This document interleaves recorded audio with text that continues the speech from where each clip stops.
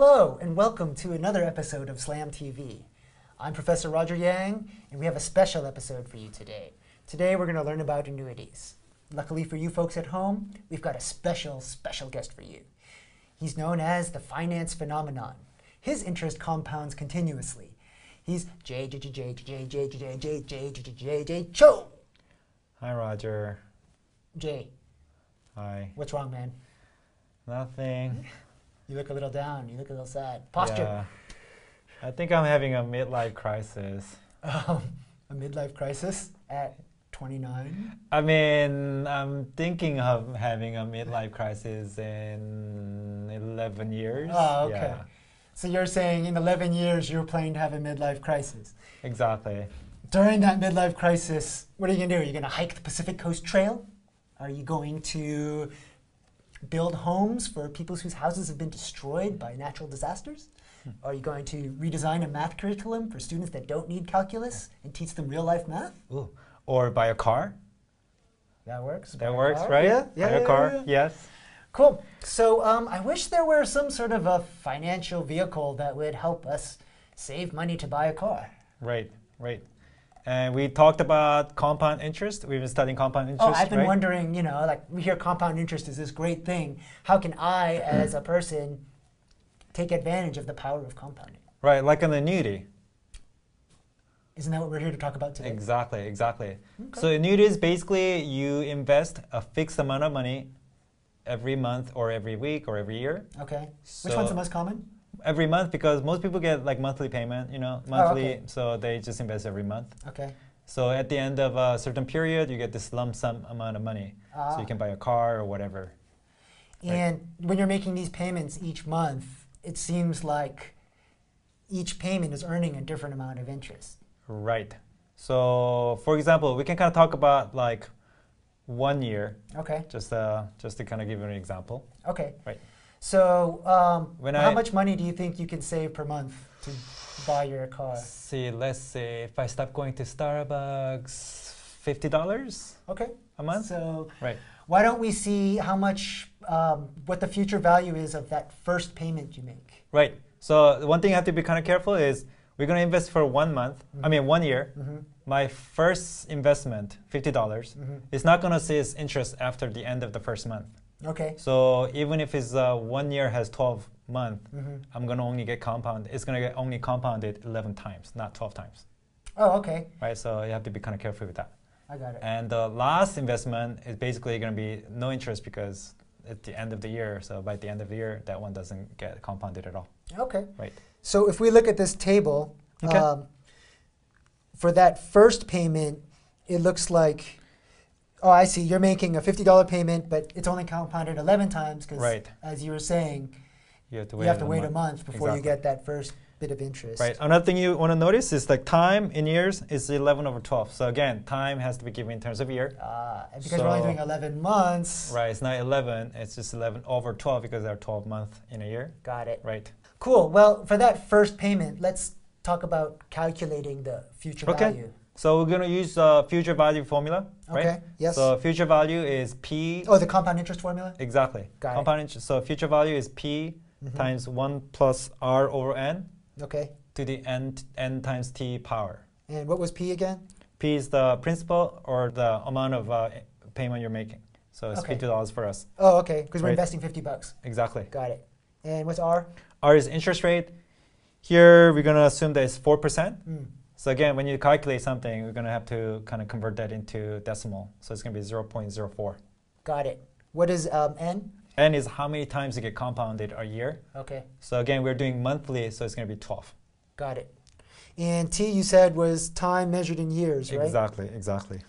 Okay. Right. So if you put all this into the formula, it looks like you get $51.86. Right, that means when I invest $50 today, at the end of 1 year, that money is going to be $51.86. So I made $1.86. Wow.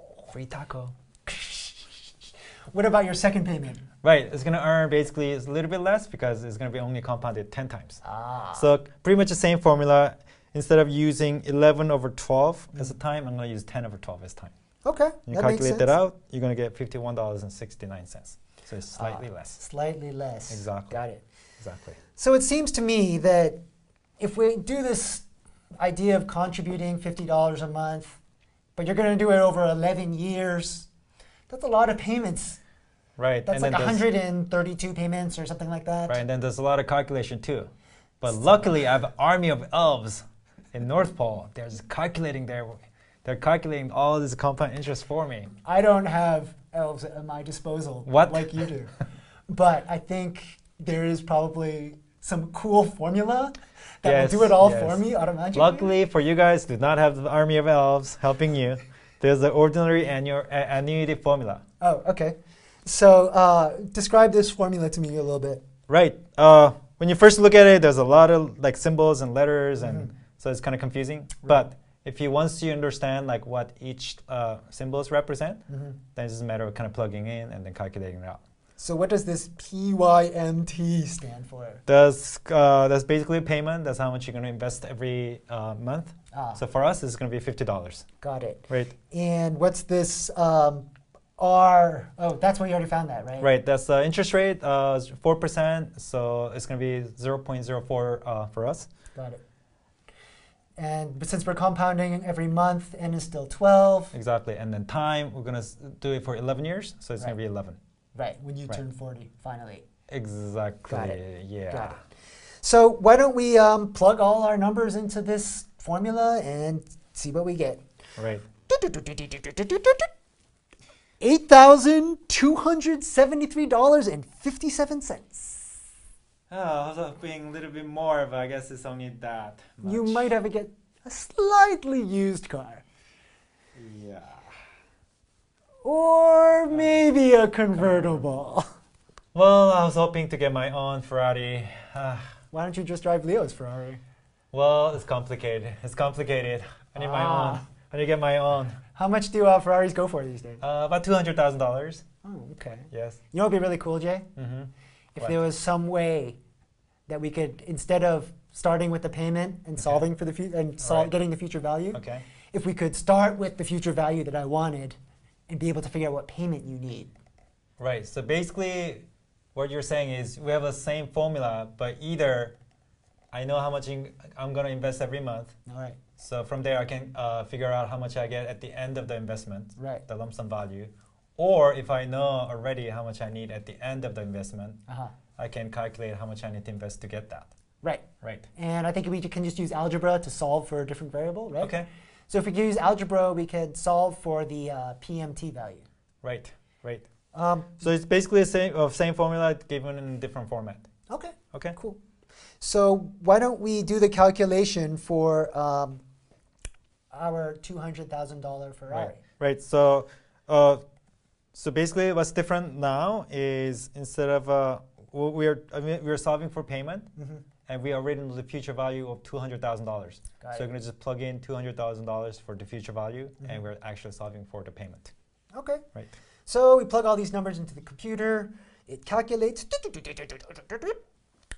$1,208.67. What?